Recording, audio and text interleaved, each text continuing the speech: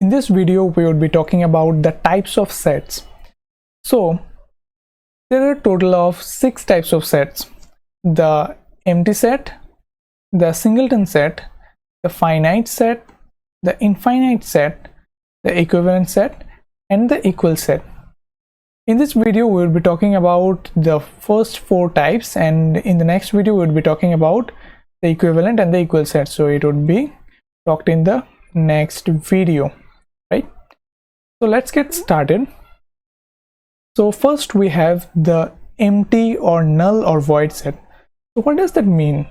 Well, empty set is the set which has no elements. So, the number of elements in an empty set is 0, and it is denoted by this Greek alphabet pi. So, an empty set is denoted by phi and it has no element. In the roster method, we denote it with brackets with no element inside. So this represents that it's an empty or null set, right? So let us take a few examples to understand what empty or null set is. So here's an example. It says a is equals to x such that x belongs to n and 1 is less than x is less than 2. So whenever we talk about x belongs to n, what are the numbers that come to your mind? It's 1, 2, 3, 4, 5, and so on, right? And here there's another condition that is given, which is x should be between 1 and 2. Do you find any element, any number between 1 and 2? No, after 1 there comes 2, right?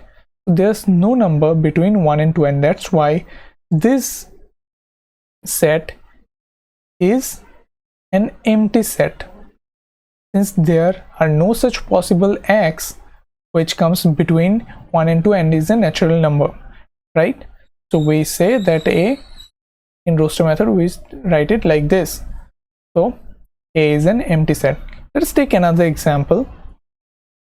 It is given that b is equals to x such that x is even prime and x is greater than 2. Now, when we talk about even prime, we know there's only one even prime, which is 2, right? All other primes are odd. And here it is written that x is greater than 2. Is it possible? Is there any other even prime which is greater than 2? No.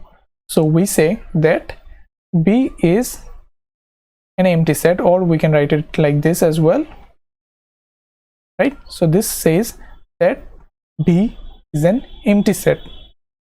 Now, as we have understood the empty, null, or void set, let us understand the singleton set. So what's a singleton set? Singleton set is the set in which there's only and only one element. So whenever the set is having one element, it is called a singleton set. So let's take an example. So the example says that we have a set x such that x belongs to n and x square is equals to 4. So which numbers satisfy this condition? X square is equals to 4 is given by -2 and 2, right? And out of this 2, only 2 is a natural number. So we can write that this set is actually equal to 2. So in the roster form, we can write it like this. So there's only a single element, right? So there's a single element, and that's why it's called the singleton set, correct? So let's get to the next type of set, which is the finite set. So what's a finite set? Finite set are those type of sets in which we can count the number of elements in it. So the number of elements in the set is countable. One important thing to keep in mind is that empty set and singleton set both are part of the finite set, because in empty set we can say that there are zero elements, and in singleton set we can say that there's one element, right? Let us take a few examples. The first example is a is equals to 1, 4, 9 and 11. So here we can say that there are 4 elements, right? So we could count it.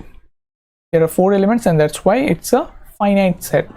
Next we have b, which is just 2, which is equals to 2, and that's why there's only one element. And since they're one element and it's finite number of element, so we understand that it's also a finite set. Next we have C, right? Inside C we can see that there's 0 element.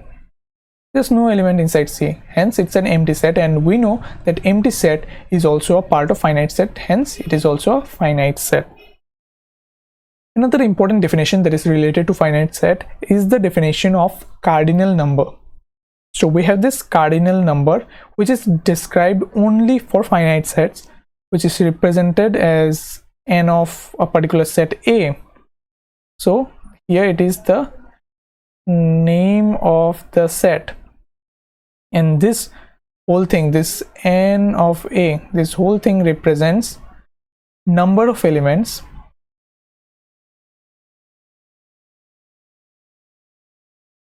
in set A.